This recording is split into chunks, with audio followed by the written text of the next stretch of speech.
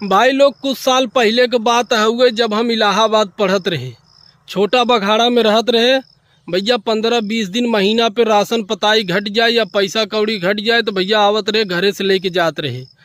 Student life में भैया संघर्ष बहुत ज़्यादा होते जाना है।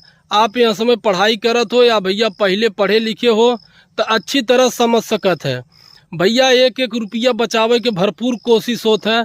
महीना का 2-3 हज़ार रुपया मिलत है। कापी किताब कोचिंग का फीस रूम का खर्चा के अलावा भैया मोबाइल के रिचार्ज, अगर भैया गर्लफ्रेंड वगैरह का के बात वहाँ के रिचार्ज, तो भैया बजट बहुत गड़बड़ाई जात है। तो भैया अगर बीच बीच में थोड़ा पैसा का मदद के ज़रूरत होता तो घरे आवा जात रहा तो फिर ले के जात रहे।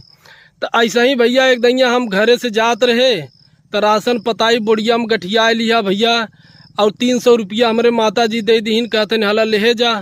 तो भैया गए हम स्टेशन पर, जौनपुर पैसेंजर